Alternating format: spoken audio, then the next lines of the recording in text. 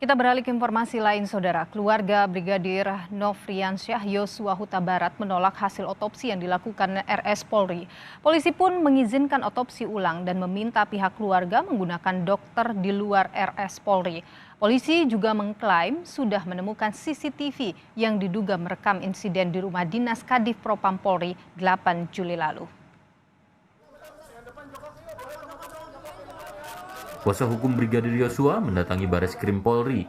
Selain untuk mengikuti gelar perkara laporan dugaan pembunuhan berencana, kehadiran kuasa hukum Brigadir Yosua juga untuk mengajukan permintaan otopsi ulang, memastikan penyebab kematian Brigadir Yosua. Desakan agar jenazah Brigadir Yosua diotopsi ulang tak lepas dari sederet kejanggalan yang ditemukan pihak keluarga. Di antaranya, temuan luka sayatan di tubuh jenazah. Kami memohon supaya Bapak Kapolri memerintahkan jajarannya khususnya penyidik yang menangani perkara ini membentuk tim independen, yaitu melibatkan dokter-dokter bukan lagi yang dulu, yaitu dari pertama RSPAD Rumah Sakit Pusat Angkatan Darat, yang kedua dari Rumah Sakit Angkatan Laut, yang ketiga dari Rumah Sakit Angkatan Udara, yang keempat dari Rumah Sakit Cipto Mangunkusumo, yang berikutnya dari rumah sakit salah satu swasta.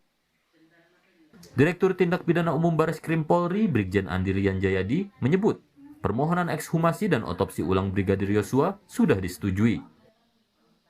Ekshumasi dan otopsi ulang akan segera dilaksanakan dengan melibatkan tim independen. Pihak keluarga meminta untuk dilaksanakan ekshumasi atau otopsi ulang. Tadi juga kita sudah menerima suratnya secara resmi. Nah, tentu ini akan segera saya tindak lanjuti dengan cepat. Saya akan berkoordinasi dengan kedokteran forensik, termasuk juga tentunya akan melibatkan unsur-unsur di luar kedokteran forensik Polri, termasuk Persatuan Dokter Forensik Indonesia. Namun berkurangnya data dari hasil otopsi ulang akan sangat mungkin terjadi. Dokter forensik harus berlomba dengan proses pembusukan jenazah agar data otopsi ulang bisa dibandingkan dengan data otopsi awal. Kalau misalnya data berkurang, hasilnya pun juga akan beda dengan otopsi yang pertama. Dan misalnya dilakukan otopsi ulang atau ekshumasi, mungkin lebih cepat, lebih baik ya sebelum terjadi suatu pembusukan. Otopsi itu kan adalah salah satu bentuk dari proses penyidikan ya. Jadi kita harus bagaimana kita tetap harus lewat penyidik supaya hasil otopsi tersebut sahih. Sementara itu, rekaman kamera pemantau atau CCTV di kediaman Kadif Propam nonaktif Irjen Verdi Sambo ditemukan. Keberadaan CCTV di rumah dinas Irjen Verdi Sambo dinilai dapat mengungkap rekonstruksi peristiwa tewasnya Brigadir Yosua. Saat ini, isi rekaman CCTV sedang diselidiki oleh tim Polri. Beberapa bukti baru ini sedang proses di laboratorium forensik untuk kita lihat. Karena tentu ini kita penyidik memperoleh dari beberapa sumber, ada beberapa hal yang harus dilakukan sinkronisasi, kalibrasi waktu. Kadang-kadang ada 3 CCTV di satu titik yang sama, tapi waktunya bisa berbeda-beda. Nah, tentu ini harus melalui proses yang dijamin legalitasnya. Jadi bukan berdasarkan apa maunya penyidik, tetapi berdasarkan data atau metadata daripada CCTV itu sendiri. Tim dari Kompolnas juga bergerak ke Jambi Selasa lalu menemui keluarga Brigadir Yosua. Kompolnas menggali keterangan keluarga terkait kronologi tewasnya Brigadir Yosua hingga jenazah diterima keluarga. Sementara Komnas HAM akan mengkaji apakah akan mendatangi tempat kejadian perkara atau memanggil Irjen Verdi Sambo beserta istri. Dan akan memutuskan langkah yang diperlukan setelah informasi terkumpul terutama soal kronologi. Sejumlah kejanggalan yang menyeruak, termasuk dugaan tindak penganiayaan, jadi pekerjaan rumah dari tim bentukan Kapolri dan Komnas HAM yang ikut mengawal proses penyidikan.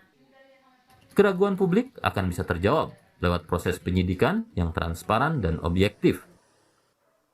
Tim Liputan Kompas TV. Dan sudah informasi terkini terkait penyelidikan kematian Brigadir Yosua, Ajudan Kadif Propam Polri nonaktif Irjen Verdi Sambo dan juga desakan otopsi ulang oleh pihak keluarga Brigadir Yosua. Kita tanyakan pada jurnalis Kompas TV, ada Gracia Adur yang saat ini berada di Mabes Polri Jakarta dan juga ada rekan Jumadi yang akan melaporkan langsung dari Jambi. Kita akan ke Gracia Adur terlebih dahulu yang berada di Mabes Polri Jakarta. Gracia, selamat siang. Jadi penyelidikan dan penyidikan ini sudah sepenuhnya dilimpahkan ke Polda Metro Jaya. Apa yang jadi dasar pelimpahan penanganan kasus ini? Ya, informasi sementara Niluh dan juga saudara dari Kadif Humas Polri Irjen Dedi Prasetyo mengatakan kasus ini dilimpahkan ke Polda Metro Jaya dan juga namun ada beberapa laporan juga dari pihak keluarga yang ini tetap melapor ulang ke pihak Barreskrim Polri karena adanya dugaan kasus pembunuhan berencana, dan ini dinilai adanya kejanggalan-kejanggalan yang ditemukan dari pihak keluarga dari kematian Brigadir Yosua.